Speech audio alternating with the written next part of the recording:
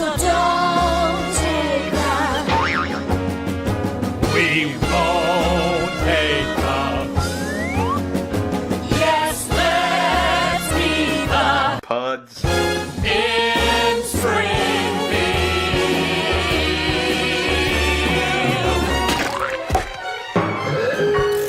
Episode 50 of Pods. In the key. Oh. Springfield.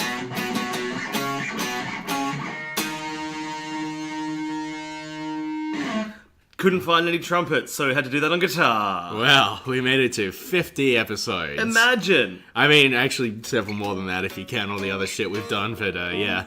But we don't. No. None of that counts.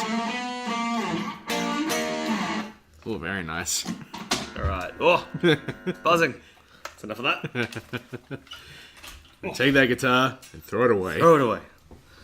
Episode 50 of Pods. Today we are looking at Season 5, Episode 6, Marge on the Lamb. Marge on the Lamb. And we're looking at Season 5, Episode 7, Little Birdie Boys, Little Inner Child. So Marge on the Lamb is the episode where Marge finally becomes the souvlaki salesperson she's always dreamed of being. Yes. Yep, she's carving lamb, she's slinging tzatziki. Slinging. Yeah, she's juggling tabbouleh and hummus and all the ingredients you might want in a good souvlaki. Sure. Yes, okay. Or a gyros. Or a gyros, yep. Yes. Yep. Or any of the other, anything else you might put lamb in. Any of the other... Or maybe just those two things. It's only those two things. I guess they call them a kebab in some regions, a doner kebab. Yes, in some regions, yes. Yes. So it's about that. Yes. Yes. Cool. So that's what that is. And then what's Little Birdie Boy's Little Inner Child about? Bart's inner child is about Bart finally listening to his inner child who tells him to become a souvlaki salesperson. I see. So Yeah. this is where the Simpsons become souvlaki men. Yeah. It's Yeah. a very specific pairing. That is. Yeah, actually, never noticed the odd connection these two have. Like, very souvlaki heavy. You know, for something that turns out to be a linchpin of both episodes, it's strange that pairing has always gone over my head. Yeah. Well, let's talk about them today. Let's see what kind of secrets we can unpack. Let's talk about souvlaki, etc. Yes.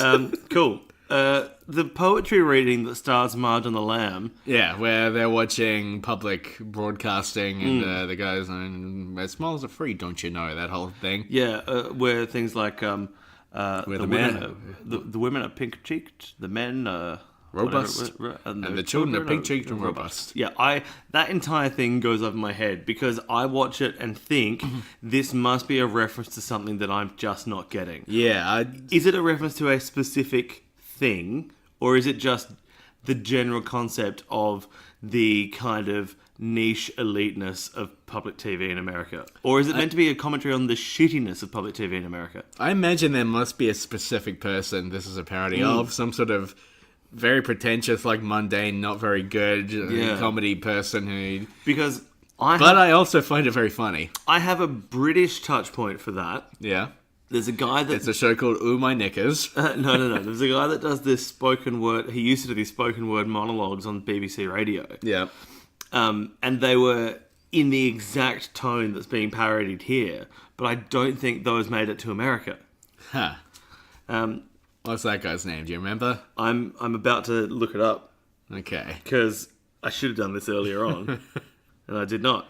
While we're doing that, I'll also point out that the Edward the Penitent sketch made me laugh a lot. Yeah. Well, sorry doesn't cut it with this Pope. Yeah, I really enjoyed that. Yeah, I also enjoy things that are jokes. One thing I would like to ask you, though, so it opens with them watching a telethon Yes. for public broadcasting.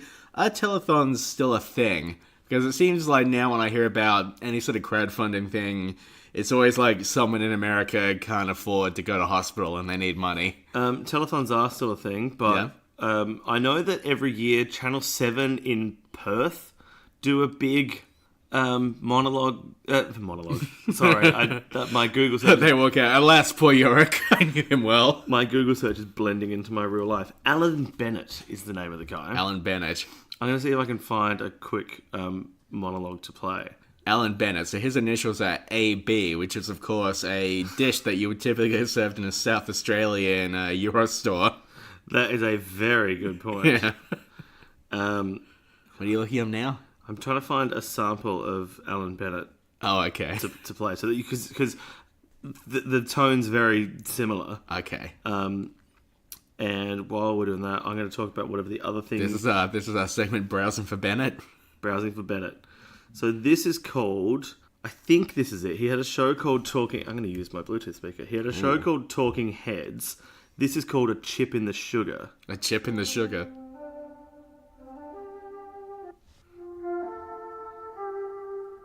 Well, people gather round and I pick up her bag and she sits up. She says, I've laddered both my stockings.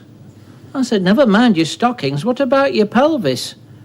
She said, it's these bifocals. They tell you not to look down.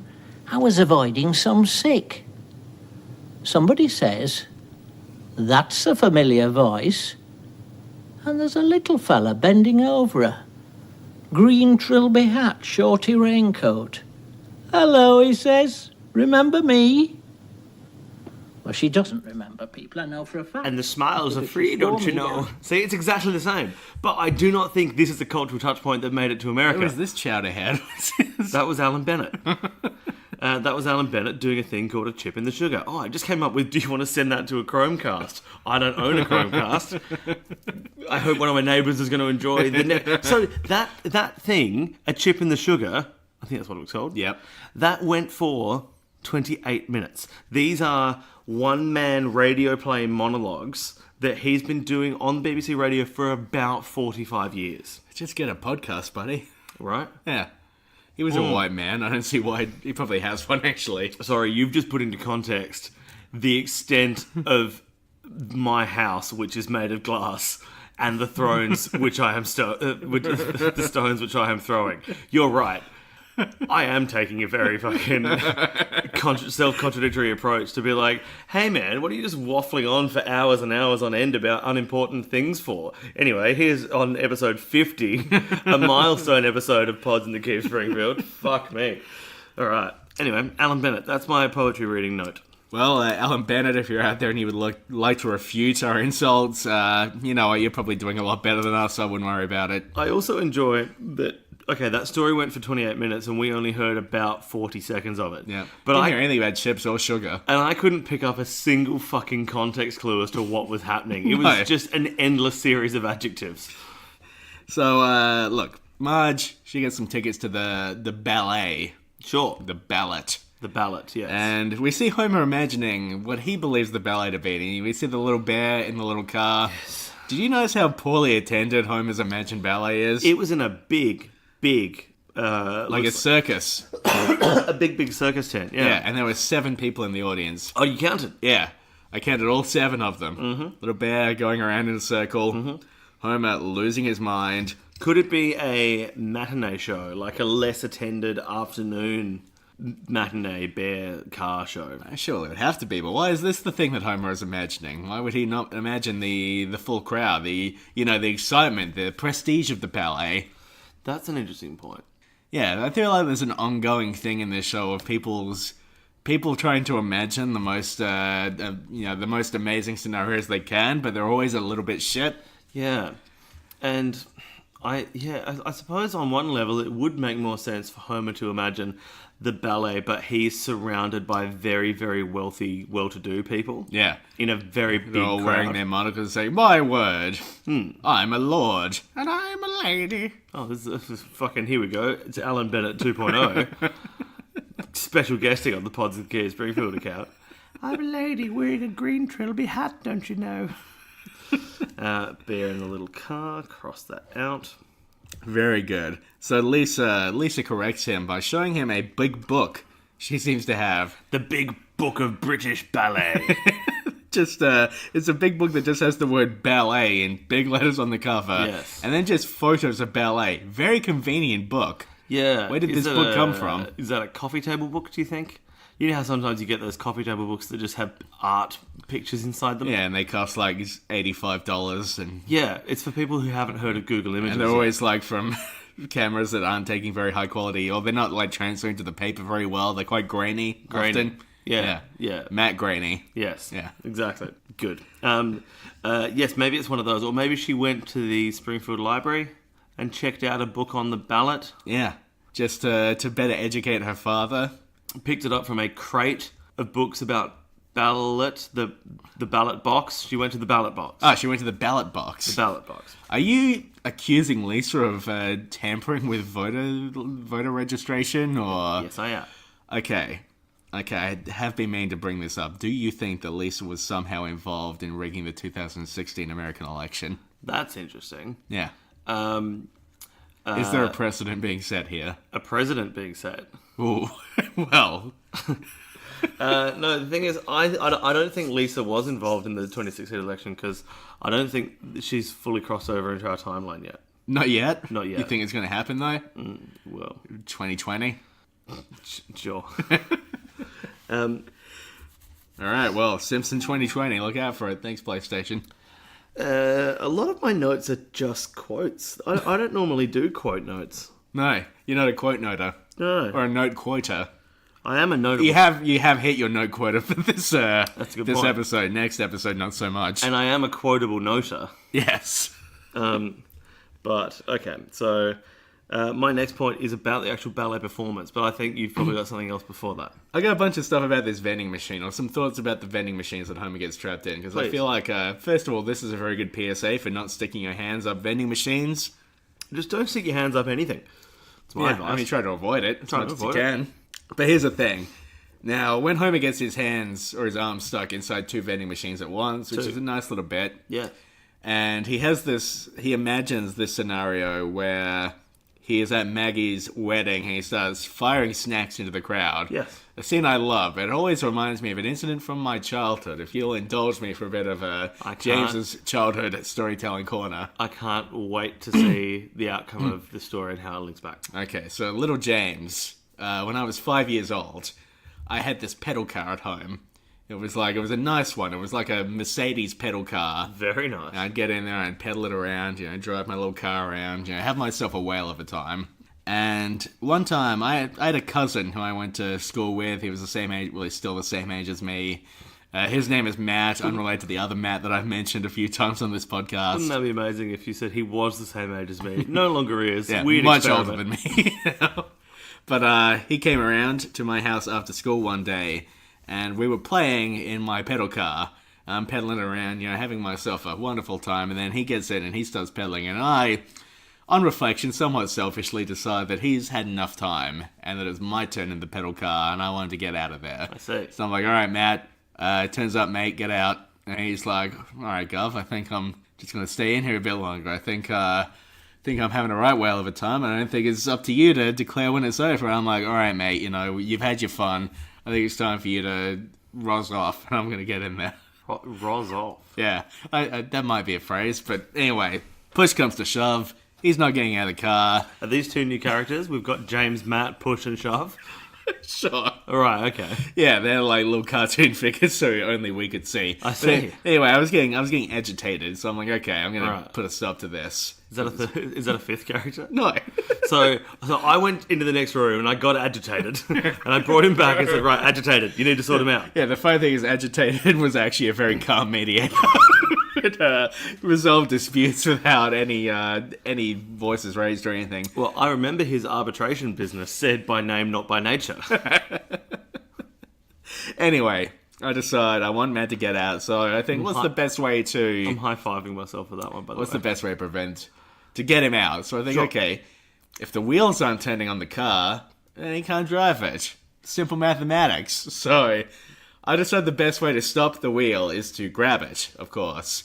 So I grab onto the wheel of this car, and look, my thumb gets pretty jammed in there.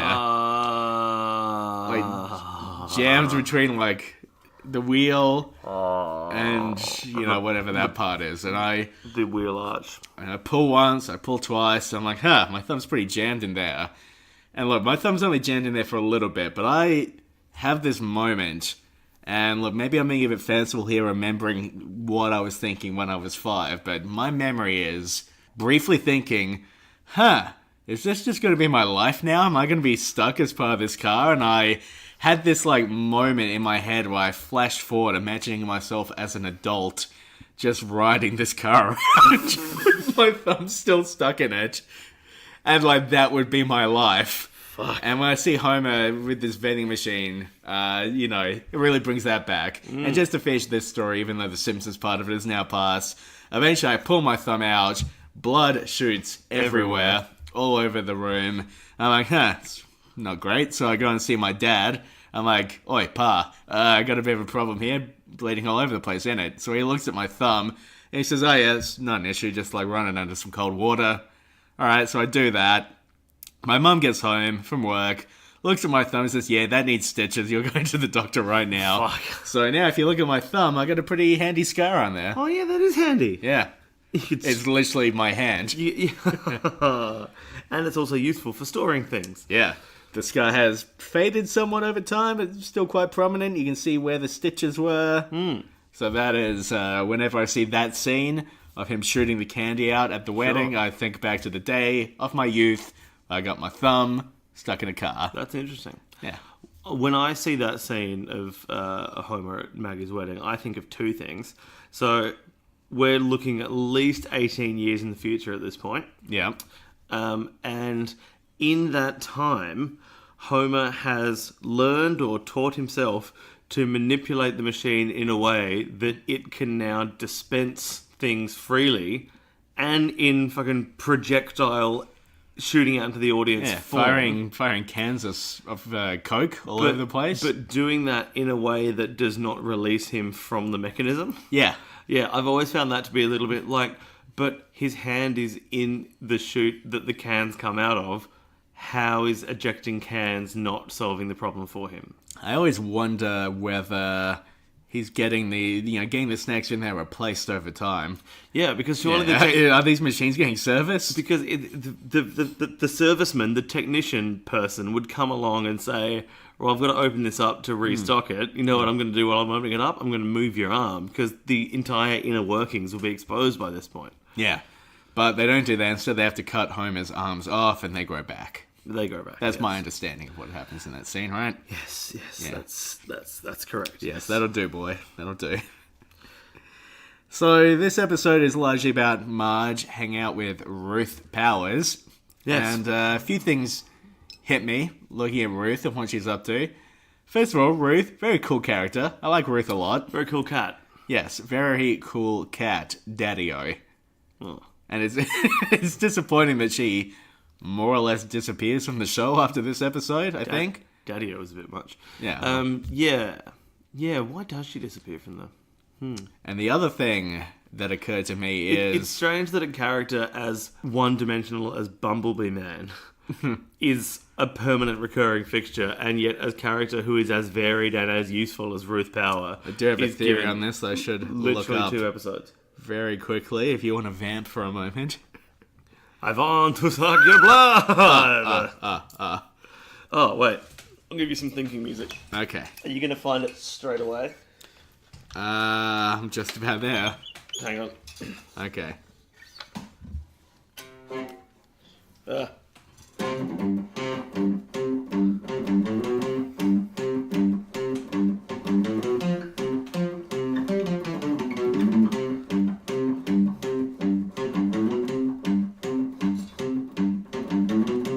I'm just waiting for the signal from you. Oh yeah, sure. I'm good.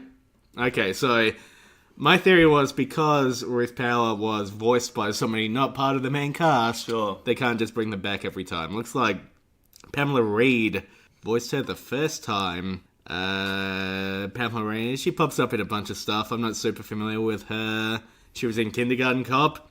She was Leslie Knope's mum on Parks and Recreation. Oh, sure. That's what most people would know her from. And then it looks like Pamela Hayden played her after that, so just a different Pamela, who I think is much more common. Yeah, she plays like Milhouse and Rod and Jimbo, and so I feel like they could only get Pamela Reed in a few times, see. probably. And herein ends Jekyll's casting corner. Okay. Yeah, so I guess that's why we never see it back. The other thing that I saw on that wiki that I was thinking about... I smashed my guitar into my couch. I was thinking while we're watching this, Ruth must be close to our age. And according to the wiki, she's 36, so a little bit older. A little bit older. Not a lot older. Not a lot older. Why did you think that Ruth must be close to our age? Because she is about Marge's age. Oh. And Marge is 34, I believe. And they seem about this. They seem like contemporaries. Sure. Interesting. Yeah. Interesting. So I'm watching these two people like, oh shit, these people are about our age, and look at the lives they're living. Yeah. Just feels very different from my life. Yeah, getting stooged on child support and stealing a car. Yeah. I'm Yeah. not saying it's better. I'm just saying it feels, I don't know, more like what I thought adulthood would look like. Oh, that's interesting. Yeah, neither of them have a dumb podcast. That's a good point. I think Ruth would probably beat up people that listen to podcasts. She would beat the shit out of us. Oh, for sure. Without a doubt. And we would deserve it. Frankly, I'd be a little into it.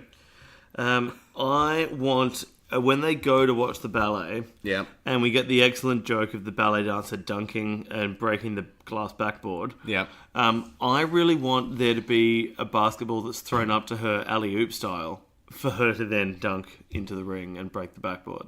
Well, maybe that could happen in that movie you're developing, Paper Jam. Listen to episode 49 to get the context of that joke. How does it relate to ballet? Because Space Jam is a basketball movie. Yeah, I guess so. You ready for this? How does space relate to basketball? It's the same analogy. But there are aliens in Space Jam. That's what the movie is about. Space is to basketball as paper is to ballet. Classic analogy. I mean, there's some logic there. I really enjoy when Ruth starts taking Marge to all the different bars, and we see the kind of country western bar, Yeah. and Willie's on the mechanical horse, and after a while of him bucking around on it, he says, "How come no one else's chair is doing this?" That is my preferred type of joke. That is your lock of the week for this episode. It is my lock of the week. Also in that scene, we get Marge getting hit on by this guy quite aggressively, and he says, "I always get what I want," and she says, "I said no," and then the guy backs off, and he's like, I'm sorry, I completely misunderstood, my apologies, walks away. I'm watching and I think, isn't it kind of sad that this is like a thing that we can joke about, like the idea that he would back away when she says no is like worthy of being a joke. That's sad. Yes, what a funny concept that someone might listen and respect the boundaries of a woman. This episode has a kind of sad vibe to it. There's a lot of like Marge's life continues to be sort of like low-key. There's like moments of heartbreak here, you know, like when Marge's she says to... life continues to be like Loki from the Thor universe, from the Thorniverse. Yeah, from the Thorniverse. Interesting. Like when she says to Homie, you know, I have a hard time making friends, and it's, you know, largely his fault. Like, she's young, she likes fun, she should get a divorce. I've been saying that since the beginning. I know they have a good sex life, but she should leave Homer. Interesting. And she should Go gallivant. She should go continue pursuing her favourite hobbies, such as musical theatre and shooting antique cans. Yes. We'll get to those cans. I'm a big fan of the cans. Big can fan. Big can fan. I want to talk about Lionel Hutz. Sure. You're doppelganger on the show, I suppose. But something I was thinking about the other day, because I was talking to somebody at a wedding about The Simpsons, because what else is there to talk about? You know, Literally it's nothing. Only two of my best friends getting married to each other. But anyway, we were talking about this podcast and about the fact that we're up to season 5. And something occurred to me. How are you rocking up to a friend's wedding and talking about your own podcast? Yeah, actually, it was during my best man speech. I was like, hey, look, guys, I got this podcast. I actually was best man. I didn't mention the podcast in the speech at all, though. You'll be happy to know. I enjoy that you clarified that. Anyway, it occurred to me while I was talking to someone that something that hasn't been happening in season 5 so far is that the episodes haven't had B stories until this one. Interesting. They haven't had any stories about bees. Yeah. Right. I mean, there's been wasps, there's been hornets, you know, but we've been lacking bee stories. Bee stories. And then this one's got Lionel Hutz as the babysitter. Yes, the babysitter. Yeah, the babysitter. Yeah, I see. Because he has that BB gun. Yeah. Which he shoots the children with. In the bee story. Interesting. And this is a fun little thing. Lionel Hutz at the home turns into Miguel Sanchez. Yes. Have they really not had any... I haven't been paying attention to that. There are really no bee stories. I don't think so. I feel like we made some jokes about bee stories, but like, Like Homer's Barbershop Quartet, that's just mostly them singing, and occasionally it cuts to them in the present day, but that's a very minor thing. Cape Fear is very focused on Little Buddy Boy. Mm-hmm. Homer Goes to College, also very focused. Rosebud, that's entirely about the bear and Citizen Kane. The Treehouse of Horror, that's a Treehouse of Horror. And then we got this one with Lionel Hutz. I wanted to say that I think Homer Goes to College does have a B story, but they're both Homer stories. The A story is Homer trying to fit into a college world through the lens of how he views it, and the B story is Homer trying to get the qualifications to retain his job. But I wouldn't count that as a B story. I think it's all the same story. Like, I think for me a B story is you leave the characters who are in the main story and you go and see something with some other people. We do. We leave the three nerds that are helping Homer get through college through the lens of how he views college, and we go back to Homer in the lecture theatre. I'm gonna die on this hill. This is the only opinion I've ever decided to keep. Okay, I disagree strongly enough that I feel like I should argue the point. Because I feel like that's all the same plotline. It's all about what is happening to Homer. The nerds are bit players in Homer's narrative. It's all about what is happening to Homer the whole way through. There are digressions, but it's all related to the same thing. He goes back to the college at the end with the knowledge he's gained from all these other adventures, and they very pointedly say, like, this has been on hold, basically, and now we're back to it. I wouldn't count that as a B story. I think it's all one story, baby. Nah. No, because I think if you're going to say things like it can't be a separate story because it's still counted as what's happening to Homer, then I'll refuse to accept any B stories on the basis that it's what's happening to The Simpsons. No, but I think, okay, a B story needs to be a story you could pull out of the episode and have as its own little thing. You can. Okay, so what is the episode if you pull out this B story? I think that there is a B story of Homer going to college, failing to get his qualifications at first, then going back and presumably getting the qualifications again. But to get that story, you need to cut out the whole middle section where he's hanging out with the nerds. That is part of that story. No. There's Homer's journey as he navigates college. And there's the academic retaining his job. But he's only going to college to retain that job. I love the impetus for him to go to college is to get the job back. It's all the same story. The A and the B story can intertwine. They can have common elements to them. Yeah, but there's a difference between intertwining and being fundamentally reliant on each other. If you take out one, the other one doesn't work. Like if it was just Homer going to college, you're like, why the fuck is Homer going to college? And if it was just Homer needs to retain his job, it would just be like, he just does. Because you wouldn't see him go to college. No, I still disagree. You only disagree because you've declared your willingness to die in this hill. You've run out of arguments. No, it's just that I've made my arguments, and I'm not convinced by yours over mine. All right, should we throw this out to the listeners? Okay, so if you agree with me, use the hashtag James is obviously right. And if you agree with Nick, use the hashtag I'm with Nick for some reason. That's going to be a resounding defeat on my behalf. Anyway. We'll see.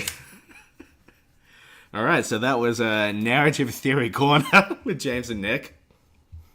One of whom I would like to point out has a master's degree in in English and media. Yeah, and don't forget about my master's degree in English and media.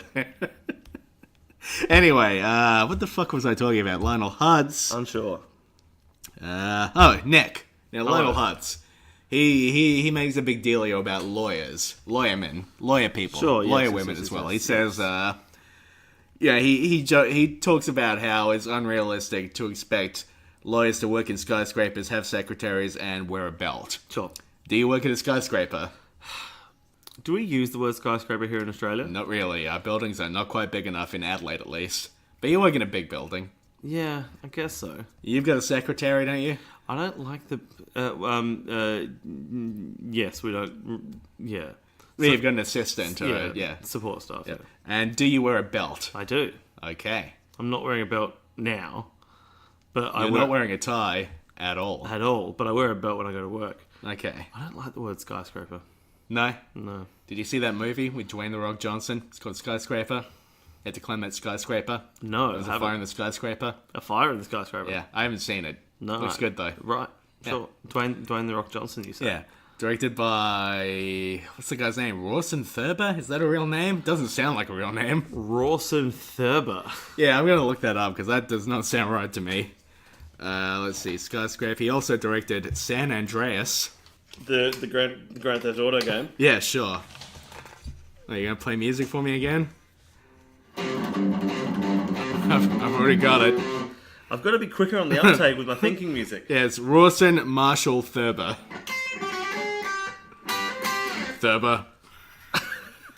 He also, he directed San Andreas, a movie about a, Fault line. yes. It's about an earthquake. And that movie... Oh, it is about an earthquake. Yeah, that movie has a scene. Carla Gugino plays his ex-wife, and there's a scene where they're in a helicopter, and the helicopter's going down. They jump out in these parachutes, and they land in this baseball stadium, and they land like on the third base of the diamond, and The Rock turns to her and says, "Been a while since I got you to third base," and she turns and looks at him and gives the most genuine laugh, and it is the most charming reaction to a really terrible line. Did he ad-lib that line? Because that's not a line you could laugh at more than once, surely. It is too pointed to be ad-libbed, I think. You don't just mysteriously land on the third base and then say nothing, right? Yeah, I guess so. Yeah. Yeah. And it is a charming, charming little scene. Weird movie. I kind of like that movie. I watched it on a plane. Sure. Didn't review well, but I thought it was okay. Right, and then the plane landed on the baseball field, Yeah. and you turned to everyone sitting in the vicinity of you and said, The pilot came over the intercom and said, "Been a while since I got you all to third base, am I right?" And everyone's like, "Sir, we're all pretty shaken up here." That was a harsh landing. I mean, we killed Joe DiMaggio. Well, was it like a charity exhibition camp? I don't think he's playing in the regular squads anymore. In the regular squads. I couldn't think of any words. Antique cans. Antique cans. Oh, look what you've done to them. I think this might be a perfect joke. Yes, I do very much enjoy the antique cans guy. Yes, he is wonderful. And he comes out kind of dressed like a very skinny Santa. Yeah, he's like wearing a red romper. Yeah. He's just come out of bed. Oh. It's great about the antique cans. Because I was watching this thing. It's weird that the antique cans are just set up along that fence. That's how he likes them. Yeah. So he likes his antique cans. They look like they're in very good condition as well. Do we know the name of the antique can collector? Canny Joe? I don't know. Do you have any theories on who it could be? What, you thinking Norman? I reckon Norman would be the type of person who's likely to collect cans.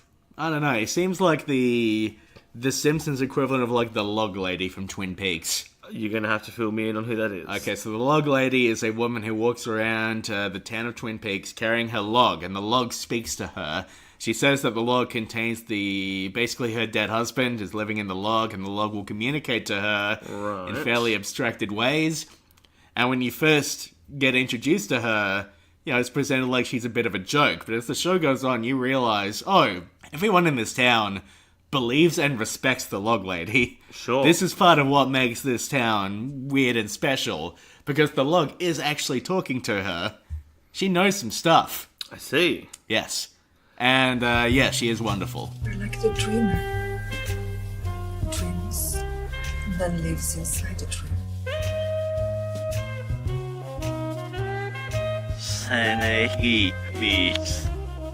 Damn it, I'm trying to find what is a collector of cans called, but it's not really... Is that a thing that there would be a term for? Oh, it'd be one of those things where... So, you know those long lists of, phobias and stuff? Yeah. Most of those are not real phobias. It's just people taking the the Greek word for a thing and adding phobia. Dorcas Malorcas, yeah. Yeah.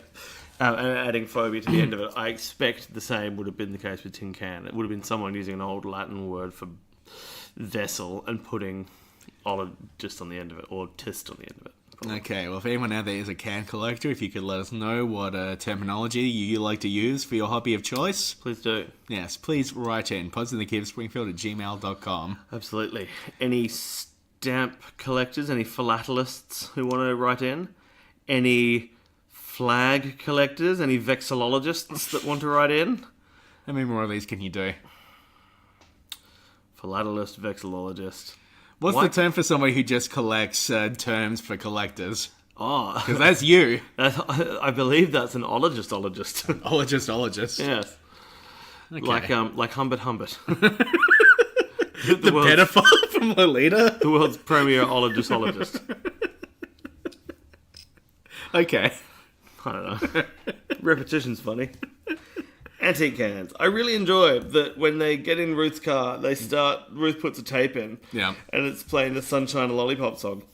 And then when when Homer and Wiggum go to chase Marge and Ruth, they put in the tape and it's the Sunshine and Lollipop song. But the great part about that joke for me is that when Wiggum puts the tape in, you get 2 or 3 seconds of the instrumental bit before the verse. So you go, oh, he's put on like a happy sounding song, and you go, wait a minute, it's the Sunshine and Lollipop song again. I really enjoy that there's that little snippet window where you're not quite sure what the song is, and then it comes and you go, It's nice. It's good. It's a fun bit. I guess they got the rights to the song. They wanted to use it at least twice. Sure, except they only use Welcome to the Jungle once. Yeah. Well, they've got fun and games. They got lots of money to spend, and it was suitable for their aims. So, look, I think the episode gets a bit weird. It's pretty good. Around this point where The ghost car. Homer's in the car with Wiggum, and they start chasing Marge and Ruth because one light is slightly bigger than the other one, and they run because it's a stolen car. The fact that Homer is with Wiggum because he's been wandering around town lonely and confused after one night without Marge. The codependency thing, or not codependency, just dependency that The Simpsons plays up sometimes, can sometimes come across as more desperate and sad than the sort of like funny sweetness they're going for, I think. Yeah, Homer loses the plot really, really quickly. Yes, he does. And the fact that they start chasing Ruth and Marge, and Ruth is in a stolen car, but like you never clarify whether the police are aware of this. Yeah. They never look into this. There's I never mean- a scene where they, run the plates or anything. That is true. I do suppose because it is an offence to evade a police chase. So at the time, or to fail to comply with the reasonable directions of a police officer, which includes the standard lights on, pull over. And so maybe they go, all right, well, this person's running away from us. We have a reason to chase them now. But you're right, they should run the plates to see if it was stolen. And then it gets even weirder when they're driving back from that diner, and they drive past Wiggum and Homer, and Wiggum's, doing the eggs. And Homer looks up, he's like, oh, there they go. Why is Homer thinking his own wife? Oh, shit, good point. Yeah. Why would he not just let her go? Huh. Why does he have to point it out? Like, his wife is being chased by the police. She could have gone away with all of this. That's interesting.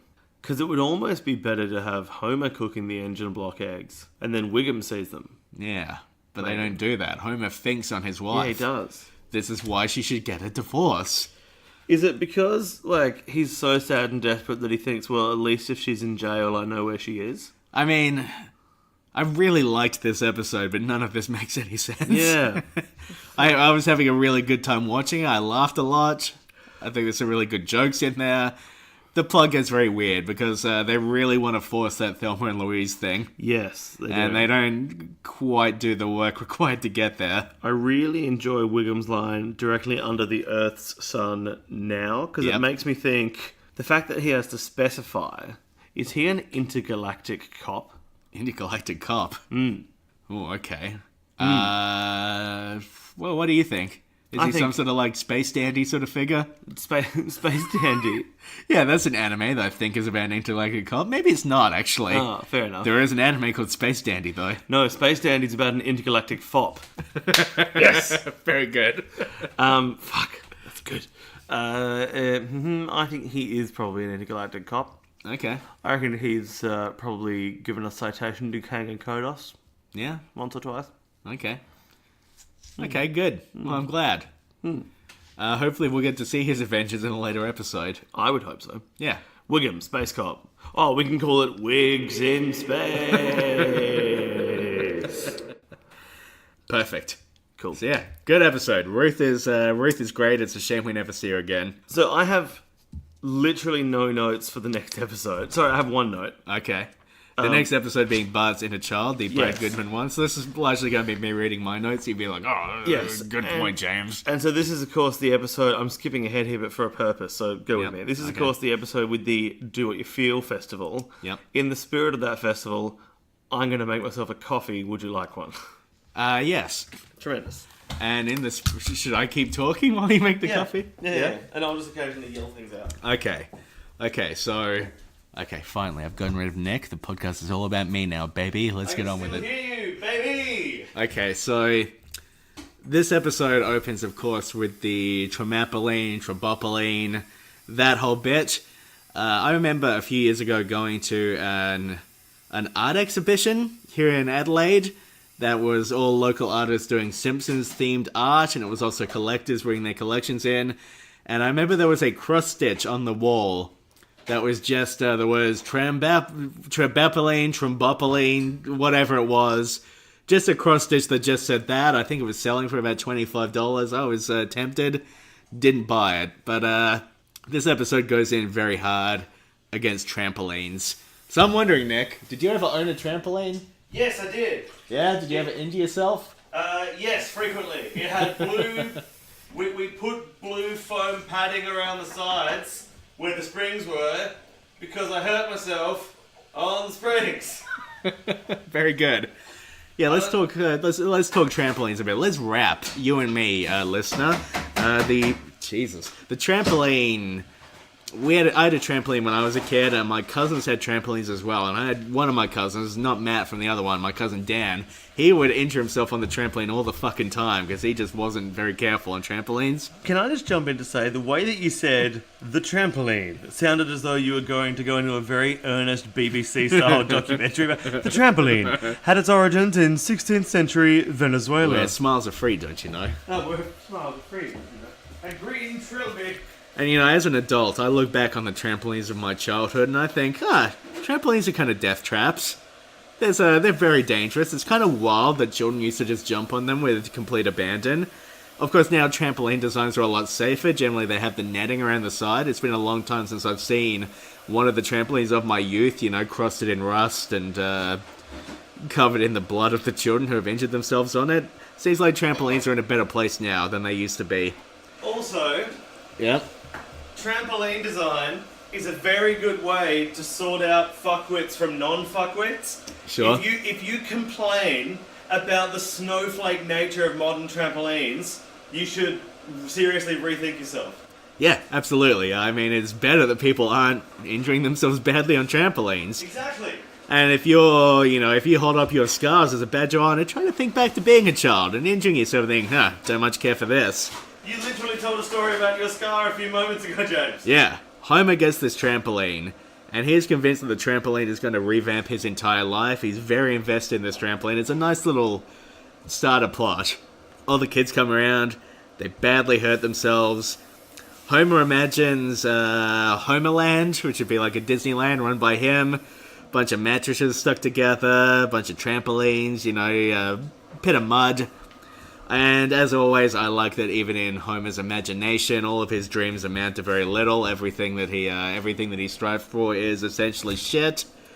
That's a nice little thing. Is Homerland... I'm partway through making the coffees. It's a multi-stage process. Yep. Is Homerland where Banksy got the idea for Dismaland? Possibly. Interesting. Interesting. And that cross-stitch that had trombopoline, when you handed over the $25 to buy it, did it shred itself? Man, what a fucking crock that is. The whole Banksy shredding the art thing. I mean... Not a fan? Well, the art didn't drop in value at all. No, like, it's not a strike against anything. It actually increased the value of the piece. Yeah. That's just Banksy rubbing his head. Hoo-hoo, I'm a rapscallion, I am. Have you ever... There's one of my favorite tweets of all time, I think, is somebody tweeting like, my roommate Banksy just handed me a coffee and said, here's something that'll really wake you up. And it's just a coffee with a piece of paper sticking out that says the government is bad. That's funny. Have you seen these LimeWire memes I say to you as you walk away again? It's going to be such a ramshackle episode. Walk away. Well, do we feel? Yeah. Walk away and knock my headphones off. The LimeWire memes. I have seen the LimeWire memes coming up, and I enjoy them. Have you seen the one from this episode? Where it's Millhouse coming out of the mattress thing saying... Oh. Well, it's like it smells... Like a virus in there? Yeah. Yeah. Homer's saying, no, it doesn't. It's a strange little meme that's going around, this whole LimeWire thing. I don't know where it came from exactly, but... Is that one of those memes that just exist on Australian Simpsons meme pages? Potentially.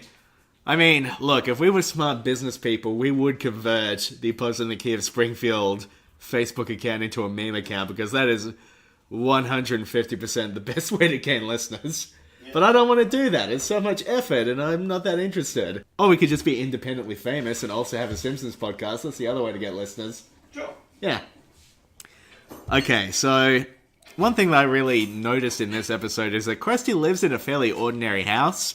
When we see Homer go to collect that trampoline, I don't know, you would expect Krusty to live in a much bigger house than he does. Well, think about when his TV show gets cancelled and they have the auction where they sell off all his stuff. Yeah. He's in a mansion. In the one where he has the offshore accounts in the Cayman Islands? Yeah. Yeah. I guess he upgrades. I guess so. Probably from all those offshore accounts. So Homer has to ditch the trampoline, and he drives it out to a canyon, and he throws it off, and this whole Wile E. Coyote situation plays out. What do you think of that scene, Nick? I love it. You love it? I enjoy Looney Tunes. I do enjoy the frivolity of that scene. It is like, I wonder how I would have felt at the time, because I don't really remember, but it is so cartoony, even by Simpsons standards. So completely wild that the trampoline bounces back up and slams him into the precipice, and then he's stuck there all night. Yes. Like, every time I watch that scene, I'm struck by the awfulness of being stuck in that situation. Yeah, because his... Hang on. Okay, Nick is completing the next step in the process. I really think the key to putting out this episode is to not edit any of this. Here comes Nick. A few things I like about that scene. Where the trampoline is bouncing on his head and repeatedly drilling him into the rock. The timing and the kind of magnitude of the bounce is very Looney Tunes. They got that 100% The comedic correct. timing is perfect. And it also makes me freak out that when he's embedded in the cliff, I'm assuming his arms are pinned down by his side. Seems very likely. That would be very unpleasant. That'd be torturous. Torturous. Yeah. And I think the mental anguish caused by that would affect him going forward. I agree. Yeah. So, look, they get rid of the trampoline, and somehow the episode very suddenly pivots to Marge worrying that she's not fun enough, because Homer says, well, at least I tried something different. I'm Homer, you're Marge. And then Marge goes to the kids like, oh, kids, do you think I'm no fun? I'm Marge. Baby, I'm your mum. And at this point, they do something very interesting, where Lisa imagines all the situations in which her mother has not been particularly fun. And they do what I'm interpreting as a bit of a bait and switch, where they make you think they're going to do a clip show. And then they don't. Well, they have that little montage of Marge not reacting well to things. The And I'm montage. yeah. The montage. And it's uncommon for The Simpsons to do montages like Montages. that. Yeah, montages. Yeah. Mon Marge, my favorite character from Star Wars. Interesting. And, yeah, I watched that. I'm like, are they trying to do a bait and switch here? Or are they trying to trick people into thinking there's a clip show about to happen? I never So they'll got, be I never- jubilant to the fact that there isn't? I never got that vibe. That's because you're very familiar with this episode, though, and you know it's not a clip show. Fuck. Imagine seeing this for the first time, fresh, you'd never seen it before. And you just sit down like, I'm gonna see this episode with this, what's the guy's name? Brad Goodman, baby. And then, Yes. yeah. The first time I saw this episode, speaking about Brad Goodman, I 100% thought as a child that Brad Goodman was meant to be a real person in the real world who was guest starring on The Simpsons. John Goodman? Well, I didn't think it was John Goodman. I didn't think he was on Roseanne. Or now the Connors, now that Roseanne is dead. The Connors. The Connors. Sure. But, yeah, I remember watching this as a kid thinking, who's this Brad Goodman fellow? That's interesting. And now he's voiced by Albert Brooks from the movie Drive, which we were talking about before. Yes. Yeah. He doesn't play Standard Combo, the guy you got very angry about. We were talking about that off air. Yeah, I know. Yeah, I just feel like... No, Hey, do what you feel, baby. I'm pointing it out for the listeners who thought, wait, they fucked up, they've edited this bit out. No, we haven't, it was off air. I mean, I hate to break it to some of our listeners, but James and I do talk in non-recorded forms as well. Yeah, as little as we can. Yes. Yeah. I mean, frankly, it's, Yeah, I mean, even doing this is getting to be a pain. Is this episode why I find the majority of the kind of hand-waving approach to self-help so fucking laughable? Or is this branch of hand-waving self-help inherently laughable? Okay, my take is there's a lot of self-help that people talk about that is inherently well-meaning but not actually effective. Yes. Like, you know those tweets that people make? They're like, hey, you, just so you know, you're a great person and, you're going to nail it today. Yes. I always see that. I'm like, nah, you don't actually know who's reading this. Yes. You don't know me. You have never reached out to see how I'm doing. Those empty platitudes are useless. And I'd like, another thing, a little off topic, but you know that, like, Are You Okay Day? Yeah. I know people struggle with this day. Look, here's my thought. Every time this day comes around, the entire argument now is about whether the day is a good idea or not. But I don't think anyone's actually doing it. I don't think anyone, like pointedly this year, I realized after Are You Okay Day, it's like, I've had a really hard year and nobody asked me if I was okay on that day. It's not a thing that, so I feel like, I mean, that's kind of on topic, isn't it? It's, I think so. Yeah. A lot of these sort of, like, platitudes that people throw around, like, they're not really meaningful without the follow-through of actually checking in on people and making sure they are doing okay. And a lot of the sort of discourse around self-help by people who aren't maybe particularly informed about how self-help and care should actually work, it can look like that. I think I had this episode recorded when I was a kid. I think I had a VHS. On a VHS. Yeah, so I feel like I've maybe watched this episode a lot as a kid, but also didn't particularly like it. That's interesting. Yeah. I mean, this is not an episode that skews young, I think. Yeah, that's true. Yeah. There's not a lot for a kid to cling to in this one. By an episode that skews young, you mean an episode that really gets stuck into Carl Jung, right? Yeah. Yeah. Yeah, interesting. Yeah, Dr. Jung has arrived. Yeah. That sort of thing. I also thought it was funny that to make that joke work, I had to do two different pronunciations of what I was pretending was the same word. I do like that we see Troy McClure on Brad Goodman's video and he's drinking that fortified wine. From a can. Yeah. What a horrifying idea. And he takes a sip and says, liquor eases the pain, which, same, Yeah, I know. Yeah. I do think it's great that and obviously, due diligence, we have to say, if you have a dependency which is affecting your ability to know about your daily things, do something about it, please. Yeah. But at the same time, I do like that in an episode based entirely around self-help, it contains the line liquor eases the pain. Which comes back later as McGonagall eases the pain. Yeah. As we get introduced to McGonagall very briefly. McGonagall. Although we don't get to see him, we don't see his little pal Billy or anything. That comes later. Later on. But yeah, bit of McGonagall chat in this one. McGonagall. McGonagall Bill, my favourite seafood restaurant. Very good. Thank you. It's been a while since we talked about Barnacle Bill on this podcast. Don't think it has been. I feel like for episode 50, I'm bringing back all the classics. The coffee machine made an appearance. I'm talking about Barnacle Bill. Papa?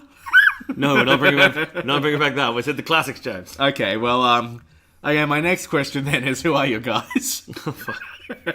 Brad Goodman. There's a scene in this one where Bart is shoving a chair down a disposal. Oh, down an incinerator. Yes, an incinerator, sure. And he's riding it like a rodeo bull and saying, why is nobody else's chair doing this? Yes, very good. I only recently became aware of just how common kitchen disposal, like sink disposals are in America. Yeah. They're in the vast majority of households. Yeah. Like, I've seen them in a lot of movies and TV shows. Like, that's an interesting feature because we don't have them here. my house, not my house, the house I grew up in Pasadena, not Pasadena, California, Pasadena, South Australia. That had one. Yep. So, and you know what? Release. Yeah. Something that I've never thought about until just now is, where does that go? Because I remember, like, you know, so instead we would use it for, you know, like the nubby little bits at the end of a carrot and the fucking, you know, the end of a tomato that you're not using because where the stem was. That stuff all just got put in there. And now that I think about it, I have no idea where that stuff went. It's just connected to the sink, basically, isn't it? It just goes into the sewer. Or, I guess so. Wow. I've never thought about where that actually ended up. I mean, it was all fine. Yeah, well, your carrot nubs are somewhere down there now. Yep, feeding the crocodiles. The vast crocodile network that lives under our city. Yeah, and so over by the power point that the toaster was plugged into, there was a separate switch on the wall that was controlling the motor and the blades of the incinerator. I think incinerator might be a brand name. I don't think that's the generic term. That's not just a portmanteau you've invented. No, it was actually the brand on the, because it had like a rubber gasket that you would like push things through to keep your hands away from the little blades, bladey boys. Little bladey and boys. On the rubber gasket it said incinerator. Just sounds like a Pokemon name to me. There's an Incineroar. What does the incinerator grow up to be or evolve to be? I feel like it is the evolved form of something else. Oh, you mean it's the most evolved form? Yeah, it'd be the evolved form of like Pug Hole, which would be like a little dog, but it's also like a plug hole, and then it turns into Incinerator, I guess. Sure. Yeah, it turns from a normal type to a fire type, just because I'm thinking of incineration more than, even though it doesn't do any incineration. Yep. Yeah. Let's see. Everyone in town seems to go to this seminar because everyone in the entirety of Springfield is very on board with being like the boy. Incinerator Australia. So That's an awfully blurry picture. It is. Yeah. I was zoomed in quite a bit. But Okay. So yeah, Thai Town very invested in this Do What You Feel festival. Which is an interesting turn because the entire town is very familiar with The Simpsons and Bart, and they know that he's a little shithead. Yeah, he rips the head off of that... off the Jebediah Springfield statue. Yeah. Jebediah, I'm drunk. Yes. The fucking, like, why do they, you know, for the whole town to suddenly go, oh yeah, that little shit, I suppose it's through the lens of Brad McGoodman saying, this is what a perfect person is. I'm Brad Goodman, baby. This is what I think is the perfect way to live. Baby. But, you know. It's called self-care, baby. I suppose I'm gone now. I suppose it's less of a commentary on the townspeople being idiots and more of a commentary on the townspeople getting swept up by the rhetoric so quickly. Yeah. Which is a fairly common thing on the show, I suppose. They do tend to be very susceptible. Oh, I mean... in large numbers. Because they're actually... I think this show is less a commentary on self-help and more of a commentary on mob mentality. Because we then get my favourite, like, bait and switch at the end. It's like, oh, they're headed towards the old mill. No, we're not. Let's go to the old mill anyway and get some cider. And then everyone just marches off towards the old mill. Mob mentality. I would be very much on board with going to the old mill to get cider, though. But I've never known exactly what Americans mean when they say cider. Do they mean, like, alcoholic cider, like what you and I would call cider? Or is it some other weird drink that's not alcoholic? Okay, well, the best way to think about it is if it's sweet and yellow, you got juice there, fella. If it's tangy and brown, you're in cider town. I see. I think it's non-alcoholic, typically. Although, you know, they would have alcohol. I think they would call it alcoholic cider. Right. See, that's the bit that I was confused Although by. it is Mo, so who knows? Yeah, but we see Flanders, because he's the one at the cider thing, at the cider pressorium or whatever it is. The one that... And so that's why, you know... It is very telling that the moment we consider the possibility that they are getting a non-alcoholic cider, we lose all interest. Yes. Yeah. There's also, like, when they're talking about why everyone has gone in for this whole thing, the Do As You Do What You Feel Like festival, Lisa refers to the 1 hour photo society. And, you know, Lisa, we've moved well beyond that now. The idea of having to wait a whole hour to get your photos? Bullshit. Does she mean the Robin Williams movie from... 1 hour photo? Yeah. I have seen that movie. There's a scene in that movie where Robin Williams gets an Evangelion toy, and he explains it to this kid. He's like, look at this toy. He's the good guy in this movie. He does this. I remember watching this movie as like a 15-year-old, like, that's not the good guy. That's the bad guy from Evangelion. You ruined everything, Robin Williams. Take that toy and throw it away. I don't want to see this anymore. Throw it away. Yeah. Decent movie. Sure. I really like the scene between Smithers and Burnsy. At the Do-It-You-Feel Festival. Yeah. Mm-hmm. Because I'm very attached to Mr. Burns referring to ice cream as iced cream. I've always really enjoyed that line. That It's is the very simplest joke, Yes. but it's wonderful. And you were enjoying that scene. You were having yourself a time. Burns, when he's licking the ice cream, his entire focus is so gleefully on his iced cream. It makes me happy. Now, the Do What You Feel Festival. Can I talk about ice cream for a minute? Yes. So, one of the ice cream companies in Australia has just released a type of ice cream which they're calling frozen custard. And the idea is that it's meant to be like a thicker, richer, creamier ice cream. Sure. The issue that I take with that is that ice cream is literally frozen custard. Like, you make a custard and then you freeze it. That's the recipe for ice cream. And so to call it frozen custard and to say that it's better than ice cream seems very strange to me. It's like, hey, this isn't ice. We're making frozen water here, baby. It's Baby. well, that's what ice is. Like, I find it kind of baffling. That was a very good installment of Nick's Custard Corner. It hasn't come around in a while. Nick's Custard Corner. But, Okay, the Do What You Feel Festival. yes. Basically, this festival is what YouTube looks like in year 2018. That's interesting. Just a bunch of young idiots without any regulation, just doing whatever they want. It was weird when the Do What You Feel festival went to the suicide forest. It was weird, yes. God, YouTube is really... YouTube is hard to talk about, frankly, because there's... obviously, there's a lot of great stuff going up, and it's wonderful that people can make careers out of that, but... God, the amount of just unregulated, awful bullshit from, people who don't have anyone preventing them from being terrible. And I don't know, like, watching this whole Do What You Feel festival really reminded me of, like, how the gig economy has sort of meant that people who really want to do awful things now kind of can for a job without too much difficulty. Like, if you just go on YouTube and you put up a video explaining, like, the awful views you have... Like, GQ magazine has interview series on their YouTube account. Sure. And I saw something today about, like, look at all their latest videos, and most of them are sitting on, like, 1,000 to 2,000 views. They put up an interview with Jordan Peterson 3 days ago that's sitting on over 1 million views. And there's such a market for this shit now. Just, these people, like, spouting this kind of, like, uninformed, terrible rhetoric that is... largely based on outdated, sexist, homophobic, just bad assumptions and thoughts, and It is not good. yeah. So the Do What You Feel festival, maybe rein it in a bit, Sure. Maybe let some people, maybe talk to people about the awful views you have. Try to learn how to be a better person. Don't just do what you feel all the time. Meanwhile, our podcasts that go up to YouTube, they're all sitting on an average of about 2 views by the look of it. We don't tell anyone it's on YouTube, though. Yeah, that's true. Yeah. I try to steer people away from YouTube because I don't want to have to go there and count those numbers to figure out how many listeners we have. The Shining has no views. Good.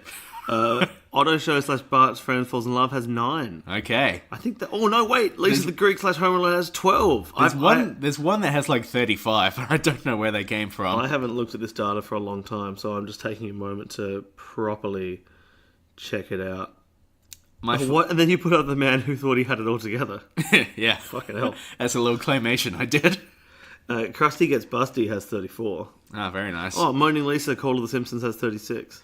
Now, the last note I had for this episode is that there is a extremely off-model James Brown in this episode. Oh, his body tapers in such a strange way. Enormous head, no torso. No torso. He looks like a scarecrow. He does. It is weird. Frankly, not into it. Yeah, gives a good performance. Yes. Singing That that, little character song, model. singing that little song that he sings. Yeah. All right, Nick. Do you feel like you've lived the do what you feel like philosophy in this episode? Yeah. What would you most like to be doing right now? I mean, I feel like I am living the philosophy in this episode because at one point I fucked off to make myself a coffee. Yeah. You know, that's fine. What are you going to do with the rest of your afternoon? How are you going to live? What dreams are you going to achieve today? I'm going to probably have another couple of glasses of water. I'm going to do a bit of knitting and then go to bed. Okay. Well, I'm going to play Red Dead Redemption 2 because that's all I care about now. I can see that being a thing. Yeah, this whole podcast, we recorded 2 podcasts today. And in the back of my mind, I'm thinking the whole time, I got to get home to that Red Dead, baby. Well, see, I was thinking I got to get home to that knitting, baby, and I already am home. So. Yeah, that was fast. All right, well, to be honest, Bart's Inner Child is an episode I'm a little muted on. Yeah, I think it's okay. It's not making my top 5 of season 5. The idea that Bart's inner child, Bart is a child. He doesn't have an inner child. He is a child. Good point. Marge on the Land, though, very good. Really like that one. What are you doing there? You got your guitar? You gonna play us a little song? A little Showtime ditty? No, it's alright. No? I've just got that. It's for the ending bit. Okay. For the in Springfield. Okay, well, thank you for listening to this, the 50th episode of Pods in the Key of Springfield. So I didn't know if you would do it, so I jumped in too fast, really. I should have given you more time. I apologize. You're fine. See, we could have done a bit of a back and forth there. Like, I recognize your apology. Yes. Yeah. That's something interesting. In the argument that Homer and Marge have, the argument is resolved by the fact that Homer says that he feels validated by what Marge thinks. Why does why does the entire happiness of their marriage hinge on Homer feeling that's validated? the thing The Simpsons comes back to all the time, where ultimately Homer being satisfied is sort of the resolution to a lot of these plot lines. Yes, I agree. Yeah. Which is weird. Yeah. At least they didn't fall for the unnecessary pivot to Homer at the last moment that a lot of episodes do. Yeah. This is Although he does rescue Bart at the festival, and then watch McGonagall. The what they say about him, the detective who solves crimes in his spare time. Oh, that's good. Yeah, good times. Okay, so this has been Pods in the Key of Springfield. We're a podcast about The Simpsons, maybe. Possibly. I've been James. He's been Nick. Hello. Our email address is podsinthekeyofspringfield@gmail.com if you want to contact us for any reason. We're on social media. You can find us. It's Key Springfield on Twitter, and Facebook's easy. Do you have a line? Yes. Okay, Woozer Wazzle. Let's not shoot this fella to death in Springfield.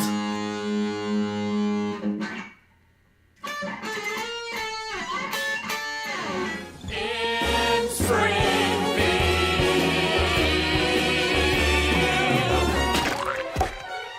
The problem with the establishment from which we had our lunch foods Yes. is I find that it is always oversalted, and I'm now going to be drinking water for the rest of my lifetime.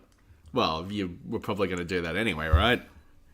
To a lesser extent. This is actually the first glass of water you have ever had. That is a blatant lie. I had one during the previous recording that we did merely an hour ago. Yeah, that's right, because you kept sipping and saying, H2O, this is some good water. No. Every time I had to edit it out. I mean, that's a lot of editing, actually. Yeah. This is good water, baby. Yowza. I don't recall saying yowza. I don't recall saying good luck. Water's never made me yowie before. Yowie? Yeah. You mean those little... no, I'm not going to go into that. I saw an opportunity to do a niche 90s Australian reference and decided... I just for assumed once you in were my going to start talking about Yahweh. As in the Hebrew name for God? Yes. Yeah, right. Which, of course, would have led to me talking about Jowday. It would have been a whole thing. Is Jowday a Yahweh reference? I don't think so. Right. It's some sort of Could it mythological thing. Could it be construed as such? There's some sort of link there, I'm sure. Yes.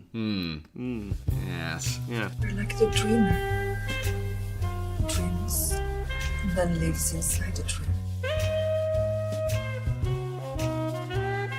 Sanity Beats.